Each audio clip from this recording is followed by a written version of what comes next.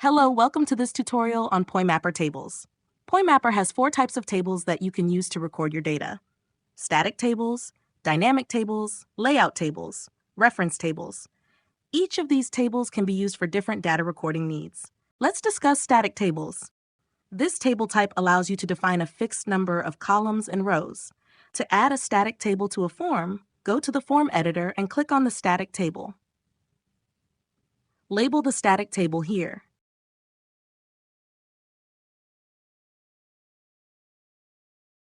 As you can see, the table comes with some default columns and one row.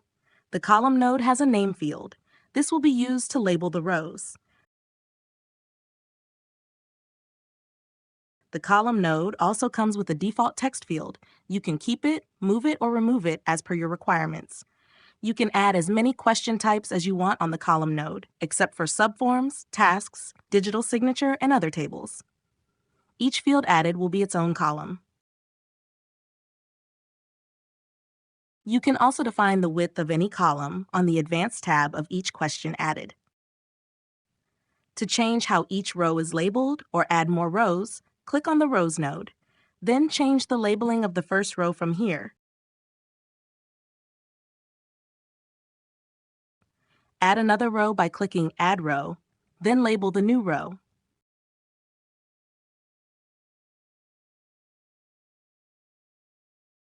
Click Save to save the static table to a form. If we open it in the portal,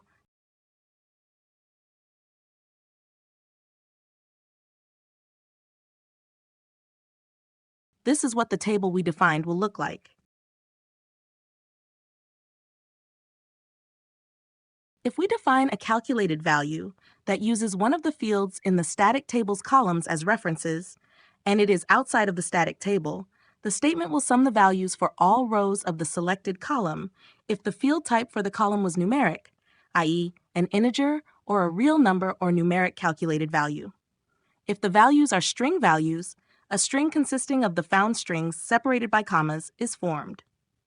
For example, if we have a static table that records the number of sedans and SUVs that pass through a specific road on a given weekday, if we want to get the total number of sedans that pass through, where the reference name of the static table is static,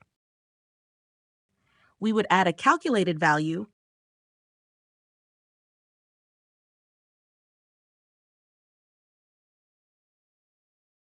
and define its calculated statement as _static.sedans.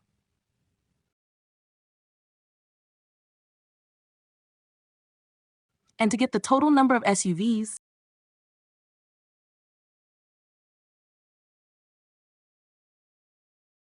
we would define the calculated statement as _static.SUVs and _static.sedans plus _static.SUVs to get the total number of vehicles of both types.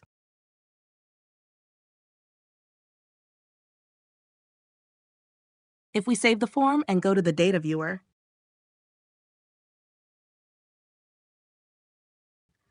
we can see that if we add some values for the sedans, their total is computed.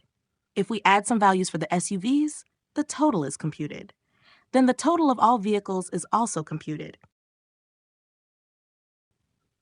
You can also perform calculations in the tables by referring to fields in the table and its parent form.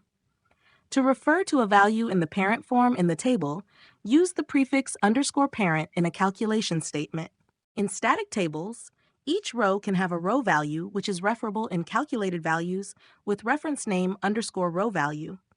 For example, suppose we have a static table that records the number of items sold with each item being sold for different prices. We can set the row values to be the prices of the different items on each row. Then on the column for total price, we will have a calculated statement, _row value multiplied by _items, where items is the reference name of the column recording the number of items sold for each item. Let's go to the data viewer to see this table in action. If I enter 10 for the cups, you can see that the total price changes from 0 to 500, i.e., the number of cups sold multiplied by 50, which is the row value we set for the first row.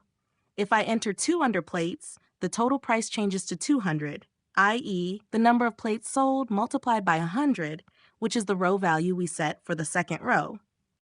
Let's talk about dynamic tables. This table type allows you to define a fixed number of columns but no predefined number of rows, or a fixed number of rows with no predefined number of columns. The user will be free to add as many rows as they want if it's a fixed number of columns, and they can add as many columns as they want if it's a fixed number of rows. To add a dynamic table to a form, go to the form editor and click on Dynamic Table. Give a name to the dynamic table here.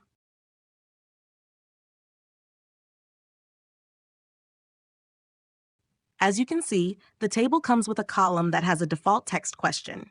You can keep it, move it, or remove it as per your requirements. You can add as many question types as you want on the column node, except for subforms, tasks, digital signature, and other tables.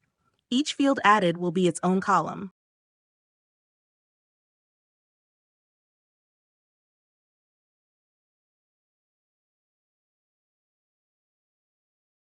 You can also define the width of any column on the Advanced tab of each question added. Click Save to save the table to a form. If we open it in the portal,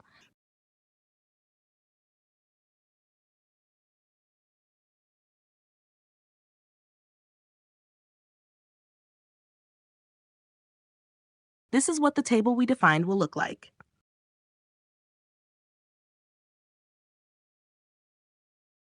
The user can add more rows by clicking Add Row.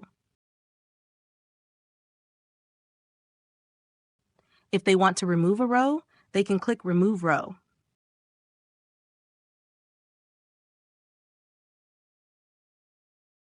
Dynamic tables also have a setting called Fields as Rows. When enabled, the columns become rows, and the user can add as many columns as they wish, but the rows are the same. Here's an example of a dynamic table with this setting.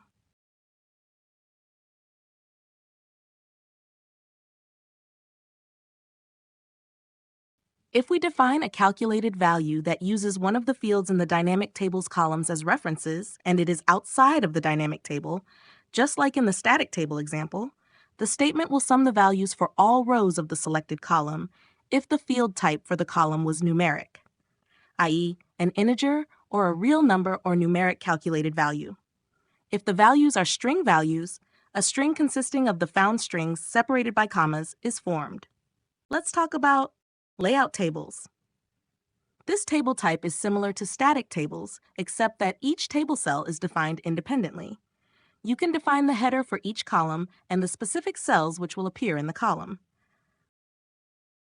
To add a layout table to a form, go to the form editor and click on Layout Table. Give a name to the layout table here.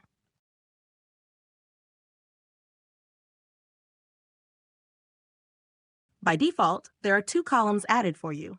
You can change their labels or add others by clicking on the Layout Table node and editing their names from here for the first column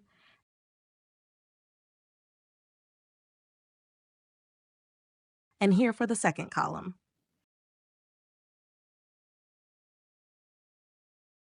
Click here to add a third column. If you want to remove a column, you can click the Remove button below it. You can add questions to each column, but their question text will not be displayed in the portal or app, just their input field. To label the question, there are 2 approaches. You can use the label field in one column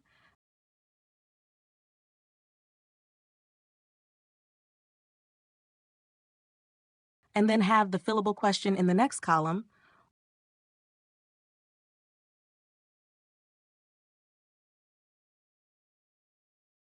or have the label field above the fillable questions.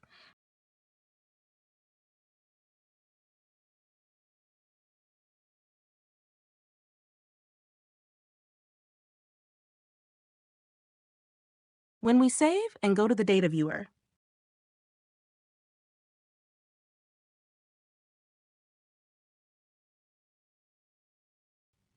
this is what the table we defined will look like. Calculation statements referring to values in the layout tables are referenced without the table's reference name and calculation fields in the tables refer to parent fields without the parent reference prefix. Thank you for watching Part 1 of our tables tutorial. Please proceed to view Part 2, which discusses reference tables. If you have further questions, contact us at support@poimapper.com.